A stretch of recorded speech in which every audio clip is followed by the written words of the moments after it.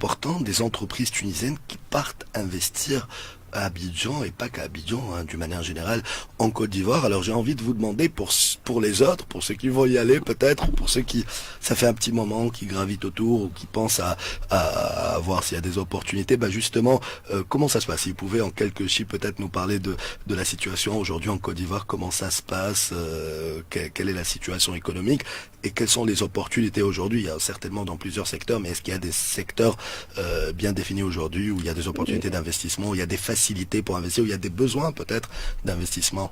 Exactement. Et aujourd'hui, après la crise que nous avons connue, la Côte d'Ivoire est en reconstruction.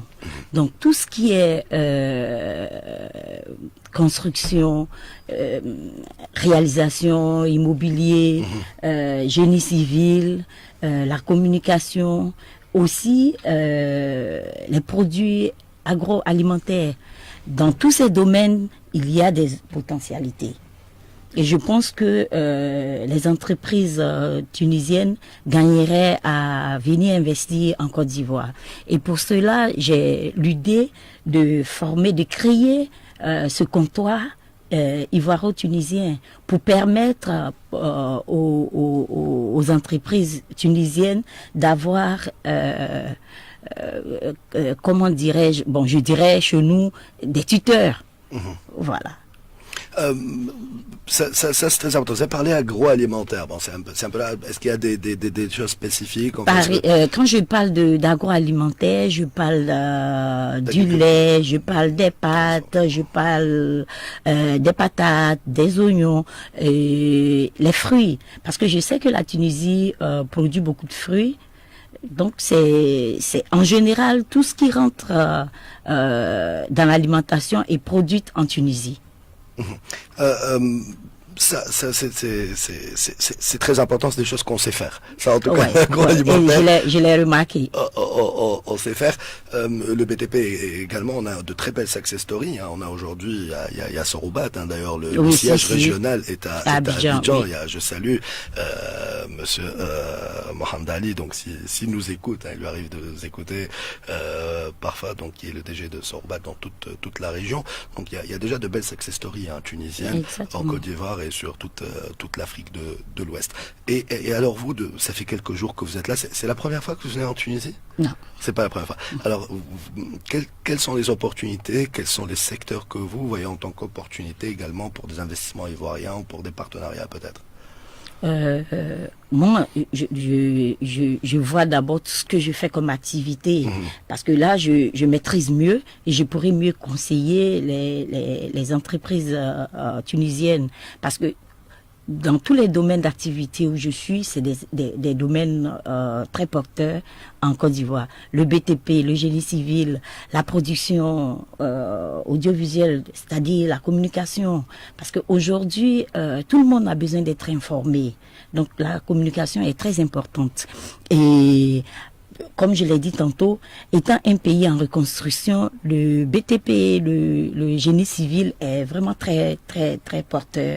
Et il y a beaucoup de potentialités, et beaucoup d'affaires et beaucoup de business dans ce domaine à faire. Donc les entreprises pourraient s'intéresser. Et étant dans la distribution, l'import-export également est vraiment, c'est-à-dire le transport et la manutention logistique.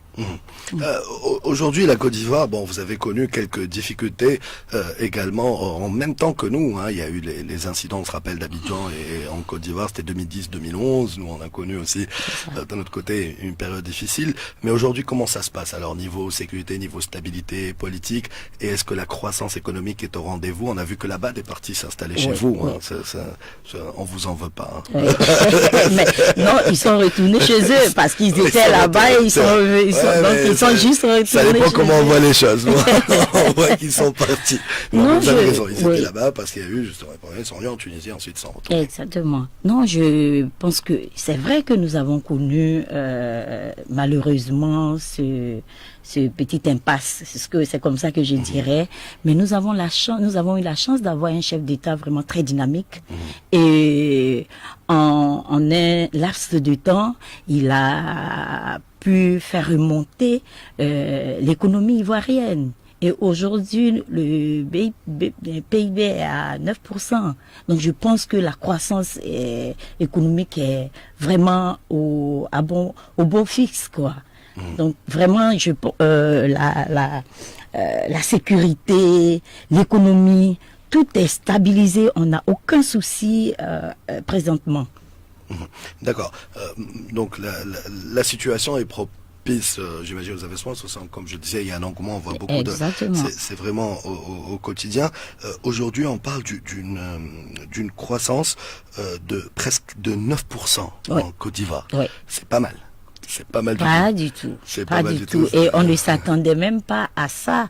Et certains pays qui ont connu ce que nous avons connu depuis près de 20 ans n'ont pas pu se relever. Mais nous avons eu cette chance d'avoir d'avoir des dirigeants vraiment, je dirais quoi, bien capables, qui ont permis que l'économie soit vraiment à ce niveau. Et l'investissement aujourd'hui en Côte d'Ivoire est ouvert. Et je pense qu'il faut encourager les entreprises étrangères, particulièrement tunisiennes, à venir investir en Côte d'Ivoire. En tout cas, je pense que les entreprises tunisiennes n'ont pas attendu. Ils y vont. Alors, et votre participation à l'événement IBF, comment vous la trouvez? Quel intérêt pour votre délégation? Et à quel point vous êtes intéressé par cet événement? Je pense que vous avez même une idée par rapport à la Côte d'Ivoire. Moi, je vais vous laisser peut-être l'annoncer. Je ne sais pas à quel. L'IBF était une très bonne initiative et je pense que la délégation qui est venue en est ravie, parce que chaque fois que nous sortons de notre pays et que nous rencontrons d'autres chefs d'entreprise, c'est une connaissance de plus. On apprend toujours. Et je pense que l'idée est noble. Et je félicite Monsieur Khaled et son partenaire d'avoir pris cette initiative, parce que elle est très noble. Les deux parties. Oui, les deux. Oui. Je les félicite parce que l'idée est très noble, et je laisse Monsieur Rachfelis et son partenaire annoncer la bonne nouvelle qui pourrait arriver entre. Moi, je cherche un scoop. Non, je leur laisserai l'opportunité de l'annoncer. Sinon, une collaboration est certaine et très très très proche en Côte d'Ivoire. On pourrait peut-être voir un événement similaire se monter en Côte d'Ivoire. Exactement. IBF, je pense que il se pourrait que le prochain IBF se fasse en Côte d'Ivoire. Pourquoi pas? Il se pourrait. Ouais. Il se pourrait. Décidément, la clôture c'est aujourd'hui. Je voulais garder l'annonce pour la clôture, mais peut-être qu'il y aurait un événement dans quelques mois. Exactement.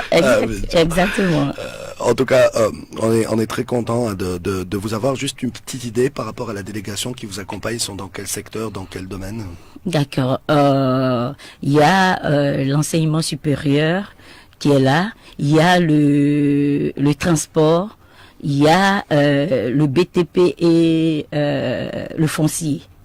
Oui, le foncier. Mais l'autre est dans le textile également. Et la distribution générale également.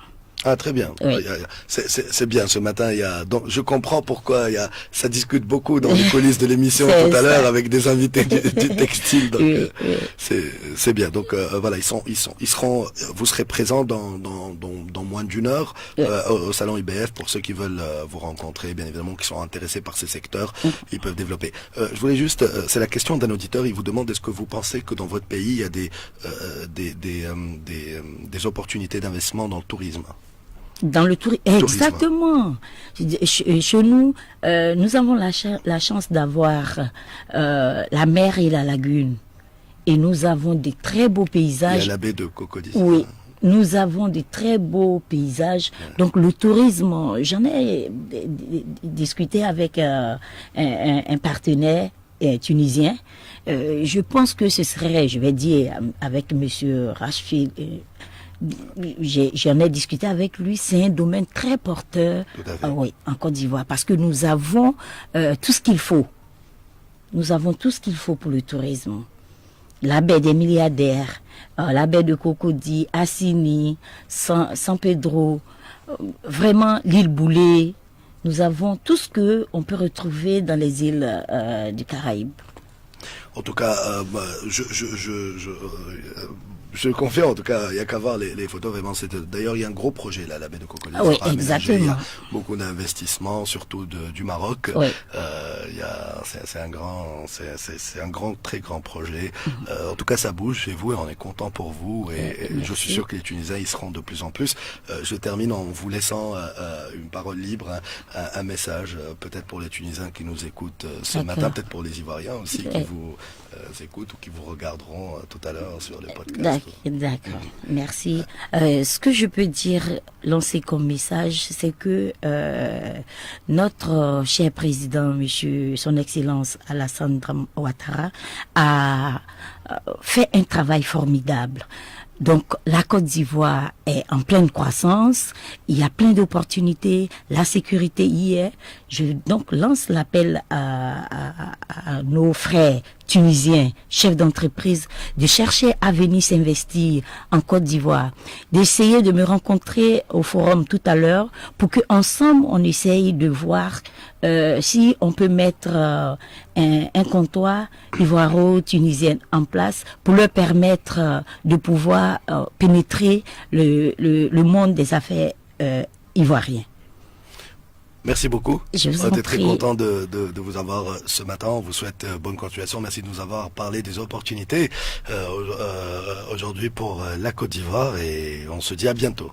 Merci bien. À bientôt. Merci beaucoup. Merci. Une bonne nouvelle qui nous vient de la Silicon Valley.